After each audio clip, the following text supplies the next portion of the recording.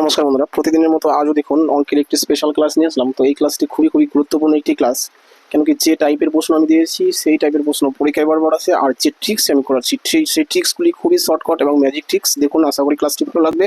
তো প্রথম প্রশ্ন কি বলেছে আজকের দেখুন, বলেছে 1350 টাকা 50 জন ছাত্রছাত্রীর মধ্যে এমনভাবে ভাগ করে দেওয়া হলো যাতে প্রতি ছাত্র 30 টাকা এবং প্রতি ছাত্রী 25 টাকা করে পেল। এবার ছাত্রের সংখ্যা কত?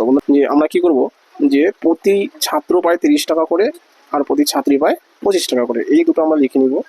ছাত্র পায় আর প্রতি ছাত্রী পায় হচ্ছে 25 টাকা হলো। এবার কি মোটের উপর তারা সমানভাবে ভাগ করে নিলে কত করে পেত, সেটা আমরা এই প্রথম লাইন থেকে বের করে নিব। ঠিক আছে, যে 1350 টাকা হচ্ছে কি মোট টাকা, সেই টাকাটা 50 জন ভাগ করে নিবে, তাহলে 50 দিয়ে 1350কে ভাগ করে দিব, তাহলে প্রথমে একটা শূন্য কাটা যাবে। ঠিক আছে, এবার 5 দিয়ে 135কে ভাগ করলে কি হবে?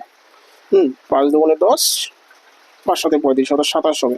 সেই 27টা আমি এখানে মিডিল সাইড লিখে নিলাম। ঠিক আছে, বাস দেখুন অঙ্ক প্রাইস এস। শুধু আমরা কি করবো, একটা কোনাকুনি বিয়োগ করে দিব। যে 27 থেকে 25 বিয়োগ করলে কত হচ্ছে? 2 হচ্ছে। ইস টু এদিকে 30 থেকে 27 বিয়োগ করলে 3 হচ্ছে, অর্থাৎ এই যে 2:3 পেলাম। এই 2:3 হলো ছাত্রছাত্রীর সংখ্যার অনুপাত।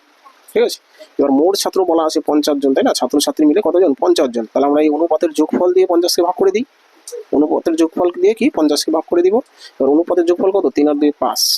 বাস এইখানে আমরা একটা কাটাকাটি করে দিচ্ছি। দেখুন 5 10 50, তাহলে পেলাম কত? 10 শেষ অঙ্ক। এবার কি প্রশ্ন করেছে, যে ছাত্র সংখ্যা কত? তাহলে ছাত্র সংখ্যার অনুপাত কি? প্রথমেটা হচ্ছে ছাত্র সংখ্যার অনুপাত, এই 10 দিয়ে কি করব, 10 দিয়ে এই প্রথমে যে ছাত্র সংখ্যার অনুপাত আছে তাকে আমি 10 দিয়ে জাস্ট গুণ করে দিব। তাহলে 10 দুগুণে কত? 20। বাস, তাহলে এটাই হচ্ছে বন্ধুরা ছাত্র সংখ্যা। এবার যদি প্রশ্ন করতো ছাত্রীর সংখ্যা কত, তাহলে আমরা কি করতাম, সেই 10 দিয়ে এই 3কে গুণ করে দিতাম। তাহলে 3 10 কত আসতো? 30 আসতো। অর্থাৎ কি 20 জন ছাত্র আর 30 জন হচ্ছে ছাত্রী। ঠিক আছে, আচ্ছা যেহেতু আমাদের প্রশ্ন করেছে ছাত্র সংখ্যা কত, তাহলে এটা আমাদের করার প্রয়োজন নেই, শুধু 20 জন বেরোলেই হয়ে গেল। ঠিক আছে, আমি জাস্ট করালাম, কারণ যে প্রশ্ন যে কোনো সময় ঘুরিয়ে দিতে পারে, যার জন্য আমি টোটালটা করালাম। তো এই হলো বন্ধুরা আজকের 1 নম্বর প্রশ্ন। তো আশা করি এটা বুঝে থাকবেন, ট্রিক্সটি আপনার ভালো লেগে থাকবে। যদি এই ট্রিক্সটি আপনি না বুঝেন বা ভালো না লাগে, তাহলে আমাকে কমেন্ট করুন, আমি অন্য নিয়মেও নিয়ে আসবো। ঠিক আছে, অন্য আরও একটি নিয়ম রয়েছে, সেটাও খুব শর্টকাট নিয়ম, তবে কি এই নিয়মটা খুব সহজ নিয়ম, যার জন্য আমি এটা করালাম। আর এই নিয়মে আমি অনেকগুলো অঙ্ক দিয়েছি, যাতে আপনি আরও ভালো বুঝেন। আচ্ছা, চলে আসি পরবর্তী প্রশ্নে। 2 নম্বর দেখুন, এই হলো বন্ধুরা 2 নম্বর প্রশ্ন। তো এটা প্রশ্ন সে অ্যালিগেশন নিয়মে করা যায়, এবং সেই নিয়মের বাইরেও একটি নিয়ম রয়েছে, সেটা নিয়মে করা যায়। যেহেতু অ্যালিগেশন নিয়মে আগের অঙ্কটা করালাম, তো এটা আমরা বন্ধুরা একটু অন্য নিয়মে আসছি। ঠিক আছে, আপনি অ্যালিগেশন নিয়মে এটা করতে পারবেন, সেটাও যদি আমি পারি দেখিয়ে দিব। তো দেখুন এটা একটু অন্য নিয়মে করাচ্ছি, ভালোভাবে প্রশ্নটা একটু পড়ে নেবেন। বলেছি একটি বাক্সে 30টি 50 পয়সা ও 25 পয়সার মুদ্রা মিলিয়ে 12 টাকা আছে। ঠিক আছে, এবার এই 12 টাকার মধ্যে প্রশ্ন করেছে যে 25 পয়সার মুদ্রার সংখ্যা কত। আচ্ছা, তাহলে এটা আমরা কি করবো, একটি বেসিক নিয়মে করাবো, খুবই শর্টকাট, সেটাও জাস্ট একটু বোঝার ব্যাপার। তো দেখুন, যে মোট নোট আছে 30টি। ঠিক আছে, এবং সেই 30টি নোটের মধ্যে কি কি ধরনের নোট রয়েছে? 50 পয়সা আর 25 পয়সার নোট, বা বলা যায় মুদ্রা। 50 পয়সার মুদ্রা রয়েছে, কয়েন, আর 25 পয়সার মুদ্রা বা কয়েন রয়েছে। ঠিক আছে, আমরা ধরে নিব যে যেটা দিয়ে প্রশ্ন করবে, যদি বলে 25 পয়সার মুদ্রা কত, তাহলে আমি 50 পয়সা দিয়ে অঙ্কটা করবো। আর যদি বলে 50 পয়সার মুদ্রা কত, তাহলে আমরা 25 পয়সার মুদ্রা দিয়ে অঙ্কটা করবো। তো কিভাবে করবো দেখুন, যেহেতু 50 পয়সা বলেছে, আমরা ধরে নিব যে এই 30টি মুদ্রাই 25 পয়সার মুদ্রা আছে। ঠিক আছে, তাহলে 30টি মুদ্রা যদি 25 পয়সার মুদ্রা হয়, তাহলে মোট কত পয়সা আসে? 25 দিয়ে আমরা 30কে গুণ করলেই পাবো, তাই না? 3 25 75, 75 100, অর্থাৎ 750 পয়সা বা 60 টাকা 50 পয়সা, তাই না? তাহলে দেখুন আমরা কি ধরলাম, যে সবগুলো 25 পয়সা ধরলাম, সেই হিসাবে এত পয়সা আসলো। এটাকে যদি আমি পয়সা হিসাবে করি, 60 টাকা 25 পয়সা হবে, তাই না? কিন্তু বলেছি মোট নাকি আছে 12 টাকা। 12 টাকা মানে 1200 পয়সা, তাই না? যত টাকা হয় তাকে দুটো শূন্য দিলে পয়সা হয়ে যায়। তাহলে মোট আছে 1200 পয়সা, কিন্তু এখানে আমরা পেলাম 750 পয়সা। তাহলে কত টাকার কত পয়সা এখানে বেশি থাকলো, সেটা আমাদের বের করতে হবে। অর্থাৎ সেটা আমি না লিখে ডাইরেক্ট লিখছি যে 1200 পয়সা, সেখান থেকে আমরা মাইনাস করবো কত? 750 পয়সা। তাহলে যে পয়সাটা পাচ্ছি কত? 7 5 12, তাই না? তাহলে 450 পয়সা। এবার এই পয়সাটা কেন বেশি আসলো, তার কারণ আমরা 50 পয়সা ধরিনি, সবগুলো 25 পয়সা করে ধরেছি। ঠিক আছে, অর্থাৎ কত পয়সা করে আমি কম ধরেছি?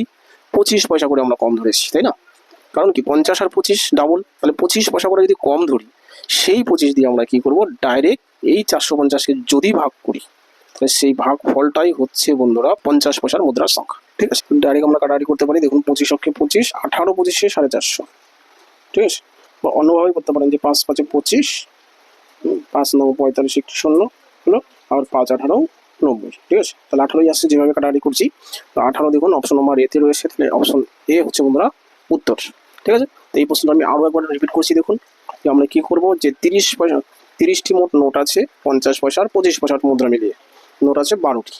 এবার প্রশ্ন করেছে 50 পয়সার মুদ্রার সংখ্যা কত। যেহেতু 50 পয়সার মুদ্রার সংখ্যা প্রশ্ন করেছে, আমরা 25 পয়সা নিয়ে অঙ্কটা করবো, মানে যেটা দিয়ে প্রশ্ন করবে তার উল্টোটা দিয়ে আমরা অঙ্কটা করবো। যে আমরা ধরে নিলাম কি 30টি নোটই 25 পয়সার নোট, তাহলে মোট কত পয়সা আছে আমরা গুণ করলেই পাবো 750 পয়সা।